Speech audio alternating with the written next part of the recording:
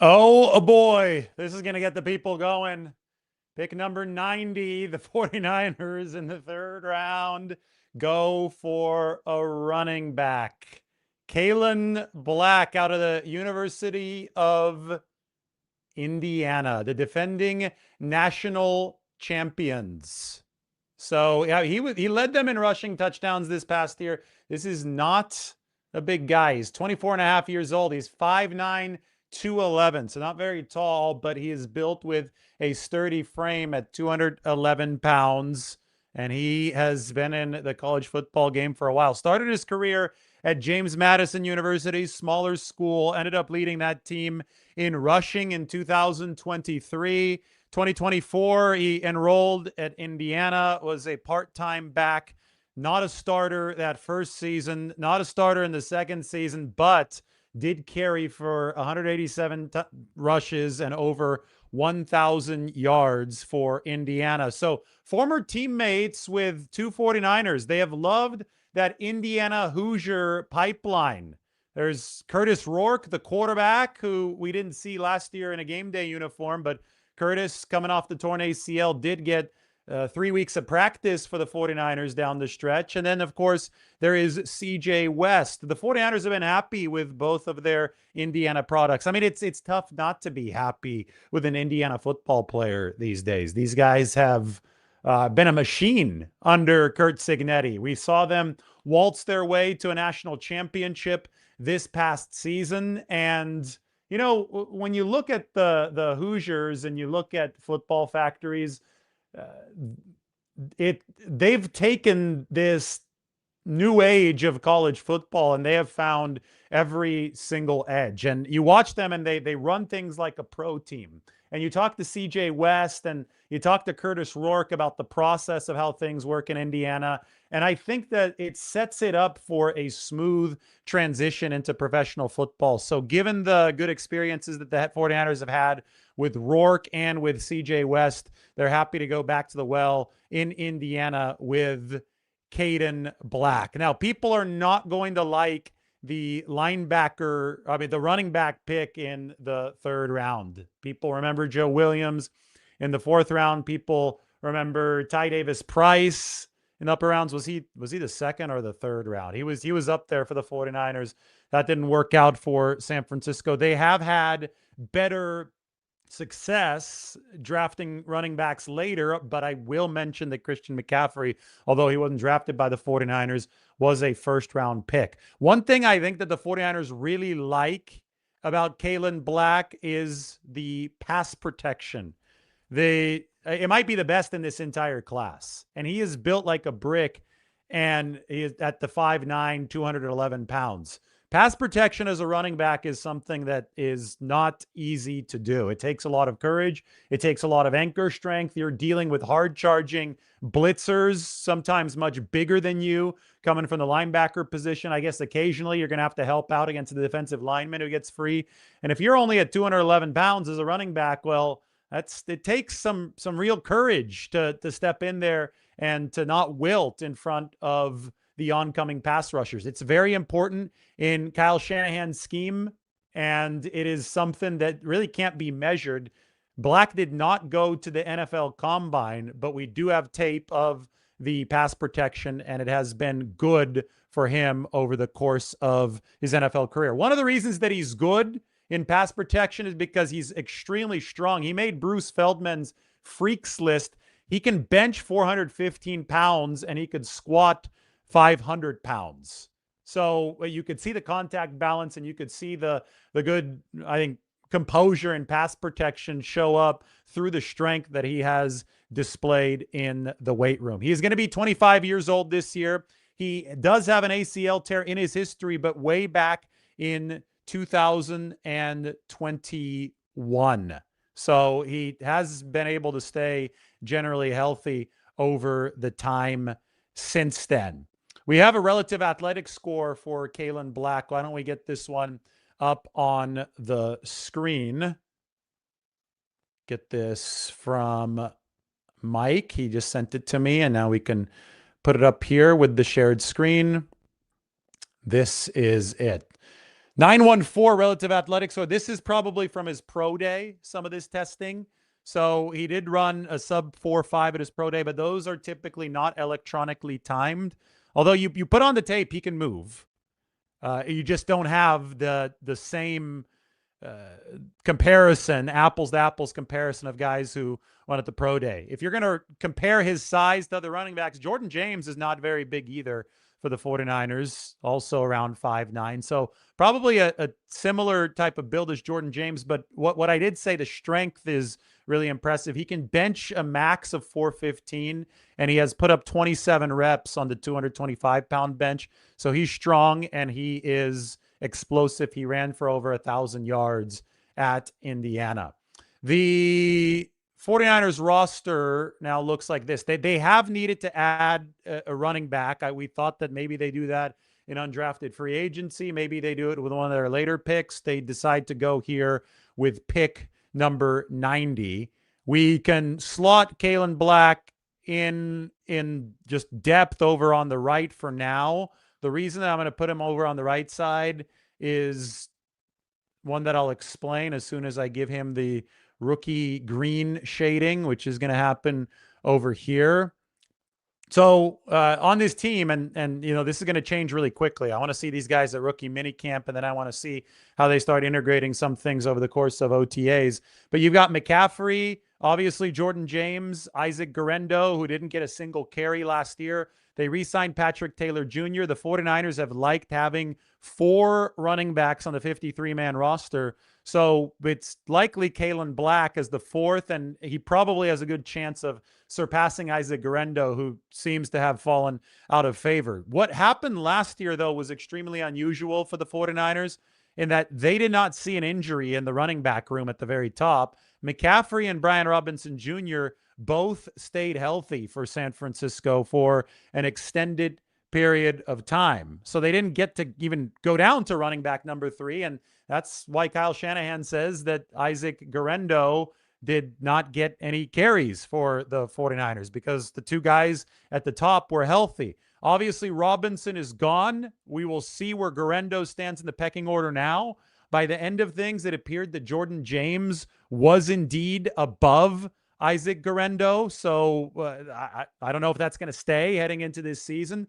James does not have the same type of testing scores as a Guerendo. Obviously, was an athletic freak coming out of college. Does not even have the same type of testing scores as a Kaelon Black, who we just looked at the relative athletic score off of the pro day at Indiana is very impressive. James is more of an instinctive runner. And it's going to come down to who does have the best vision, who does have the best ability to catch the ball out of the backfield. That's something that Kaelon Black did not do a whole heck of a lot of at the University of Indiana. He's going to have to prove himself as somebody who can catch the ball out of the backfield. And, that's really, really important for the 49ers because you're going to need interchangeability to some degree with Christian McCaffrey. If you yank Christian McCaffrey out of the football game, can you have somebody who can be trusted running routes from Brock Purdy, can be trusted by Kyle Shanahan, by the quarterback, so he knows where he is on some of the outlet passes? I mean, there was a play against the Dolphins in 2024 where Purdy was trying to get the outlet pass to Patrick Taylor Jr., and Patrick Taylor Jr. just wasn't in the right spot, and it was almost a disaster that was intercepted, and it was only like a 5-yard pass. The ball didn't have to travel very far downfield, but the fact that the 49ers couldn't trust where this throw was going, like the fact that Purdy did not know where Patrick Taylor Jr. was because he just wasn't intuitively at the right spot, nearly turned into a complete disaster. So some of the simplest checkdowns are actually reliant on big-time running back competence in the receiving game. And that's something that the 49ers are going to require out of Kaelon Black if he is going to see the field. I'm going to answer some questions. I'm sure you guys aren't happy that the 49ers have taken a running back at number 90. That much is predictable, but they liked him. They picked him. They've needed that spot filled because they're going to need at least 4 of these running backs on the 53-man roster. That's how Kyle Shanahan has operated, that plus the fullback. and we'll see what the 49ers do next. They've got a smattering of picks coming up in that 4th round. Mike says that Guerendo might be gone soon. Yes. Isaac Guerendo. I mean, based on last year, he even was demoted on the kick return team for the 49ers last year. So if Isaac Guerendo is falling out of favor even on special teams, not really sure how long he's going to be sticking around with the 49ers.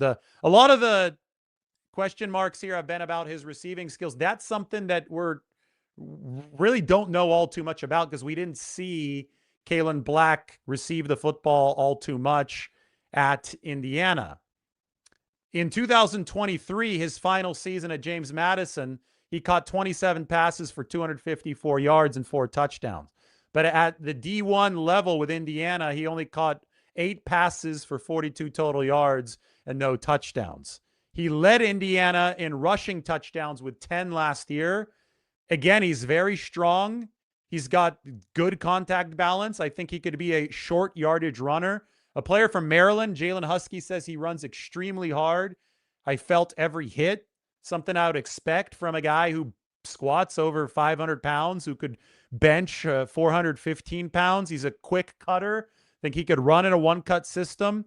He had only one run of 10-plus yards in 15 of 16 games in 2025. So this is a guy that churned yardage for Indiana, but wasn't particularly explosive despite the decent relative athletic score that we see right here. Now, again, that is not an electronically timed 40. That is a manually timed 40, probably from Kaelon Black's pro day. I will say that one of the big appeals here is the big school pedigree. Indiana was an absolute machine. The 49ers know what they're getting when it comes to the type of person from the Hoosiers. They have CJ West, they have Curtis Rourke, and they can be confident that Kaelon Black, who's been in that system for 2 years, will be able to give them some more. Mike says that he reminds him of Jordan Mason. I would hope that he's a better receiver than Jordan Mason, or it's going to be hard for him to see the field unless there are injuries. What did Jordan Mason in, what did Brian Robinson Jr. in, is that neither of those two guys ever got really integrated into the 49ers pass attack. And when everything is built around Christian McCaffrey and that outlet, and maybe the 49ers are going to become more wide receiver dependent now that they've invested a lot in that position with Evans and company. We'll see. But when so much of what you're doing is built around the need to deliver in the receiving game as a running back, and if you're not doing that at a high level, if you're right there at the bottom of the league in yards per route run like Jordan Mason and Brian Robinson Jr. were, then it's going to be really hard for Kyle Shanahan to justify getting that guy onto the field.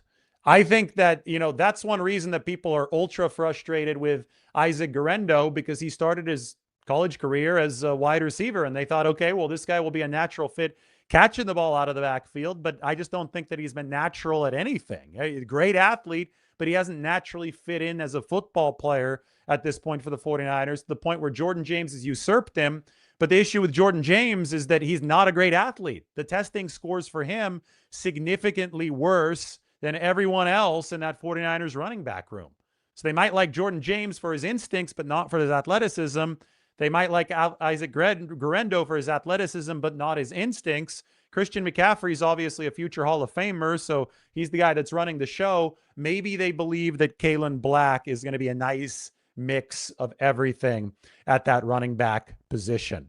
We shall see. Kyle Shanahan's history of drafting running backs early on. Joe Williams in the 4th round of the 2017 season. That was Kyle Shanahan's first year. Trey Sermon in the 3rd round in 2021. That did not work out. Ty Davis Price, yes, I was right. He was in the 3rd round in 2022. That did not work out. Isaac Guerendo in the 4th round of 2024. That has not worked out yet at this point, but I guess the book still isn't firmly closed. And now we've got the 5th one, Kaelon Black, pick number 90. This is the highest that the 49ers have ever drafted a running back. It is 3 spots higher than Ty Davis Price, who went at number 93 in 2022.